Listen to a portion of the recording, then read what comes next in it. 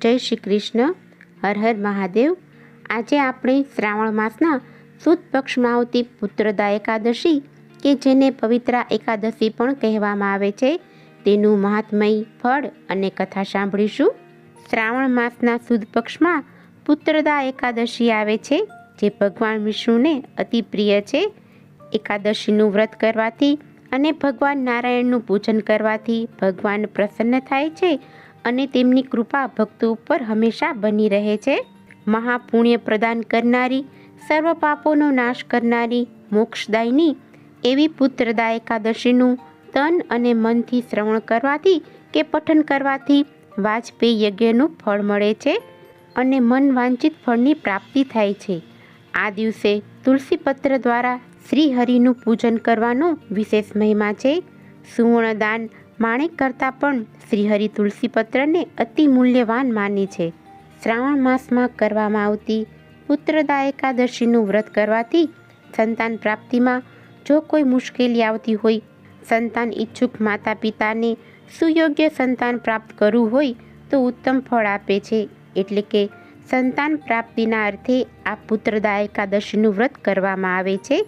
તેની સાથે આ દિવસે ઠાકોરજીના બાળ સ્વરૂપના દર્શન, પૂજા અને અર્ચન કરવાનો પણ મહિમા છે.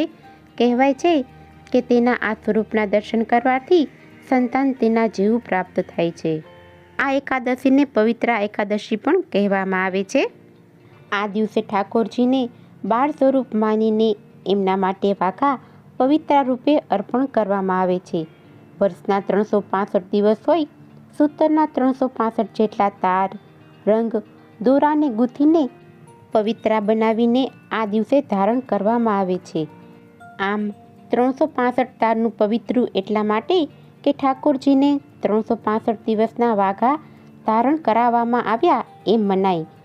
પવિત્રા એકાદશીના દિવસે દ્રૌપદીનું વસ્ત્રાહરણ કરવામાં આવ્યું હતું.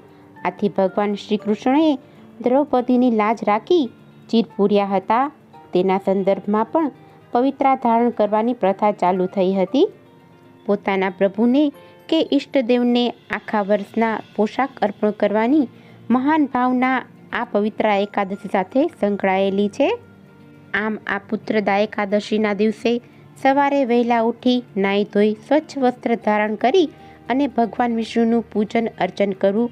ઓમ નમઃ ભગવતે વાસુદેવાયના 108 જાપ કરવા. હવે આપણે પુત્રદા એકાદશીની કથા સાંભળીશું. ધર્મરાજાએ શ્રી કૃષ્ણને પૂછ્યું છે કે હે પ્રભુ, આ શ્રાવણ માસમાં આવતી એકાદશીનું નામ અને તેનું મહાત્મ્ય શું છે તે કૃપા કરી અને મને જણાવો. ત્યારે ભગવાન શ્રી કૃષ્ણ કહે છે, હે રાજન, પુરાણ કાળમાં મહેશમતી નગરીમાં મહેજીત નામનો એક રાજા રાજ્ય કરતો હતો. તે ખૂબ ધર્મિષ્ઠ અને પ્રજાપાલક હતો.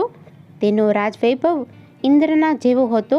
તે ખૂબ જ સુખી અને સમૃદ્ધ હતો. છતાં તેને ત્યાં શેર માટીની ખોટ હતી. આના કારણે રાજા ખૂબ જ દુઃખી રહેતો હતો. એક દિવસ રાજા, પ્રધાન તથા બીજા માણસો સાથે જંગલમાં શિકાર કરવા નીકળ્યો. અચાનક જંગલમાં રાજા તથા તેના માણસોને લોમેશ ઋષિનો ભેટો થઈ ગયો. ચતુર પ્રધાને આ ઋષિને રાજાનું દુઃખ કહી સંભળાવ્યું. ત્રિકાળ જ્ઞાની ઋષિએ ધ્યાન ધરી રાજાનો પૂર્વજન્મ જાણી લીધો. તેઓ બોલ્યા, હે પ્રધાન, તારો આ રાજવી પૂર્વજન્મમાં દયાહીન વાણિયો હતો. તે વેપાર અર્થે એક ગામમાંથી બીજા ગામમાં અવારનવાર જતો હતો. એક દિવસ જેઠ માસની સુદ 11ના પવિત્ર દિવસે ધૂમધકતા તાપમાં એક ગામના સીમાડે પાણી પીવા ગયો. ત્યાં એક વિયાયેલી ગાય પોતાના વાછરડા સાથે ત્યાં પાણી પીવા આવી. તેણે તે ગાયને પાણી પીતા પીતા હાંકી કાઢી અને પોતે પાણી પીવા લાગ્યો. આ જોઈ ગાયનું હૃદય દુભાયું. આ પાપના લીધે તારો રાજા વાંઝ્યો થયો, પરંતુ બીજા સત્કર્મોના કારણે તે રાજા થયો છે. આ સાંભળી પ્રધાને કહ્યું, હે મુનિવર, અમારા રાજાના પાપનો નાશ થાય એવો કોઈ ઉપાય બતાવો.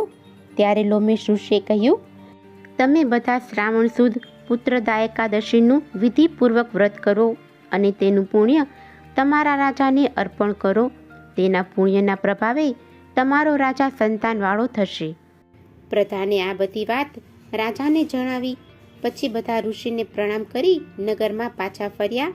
નગરમાં આવી પ્રધાન સહિત બધા રાજ અધિકારીઓએ આ એકાદશીનું વ્રત વિધિપૂર્વક કરી તેનું પુણ્ય પોતાના રાજાને અર્પણ કર્યું. પરિણામે રાણીને પૂરા 9 માસે દેવ જેવો દીકરો જન્મ્યો. આમ આખાય નગરમાં આનંદ આનંદ છવાઈ ગયો. પછી રાજા રાણી પણ આ એકાદશીનું વ્રત કરવા લાગ્યા. બોલો વિષ્ણુ ભગવાનની જય. જો તમને આજની આ કથા પસંદ આવી હોય તો એક લાઈક આપી ચેનલને સબસ્ક્રાઈબ કરજો. આજની આ કથા સાંભળવા બદલ આપનો ખૂબ ખૂબ આભાર. જય શ્રી કૃષ્ણ. હર હર મહાદેવ.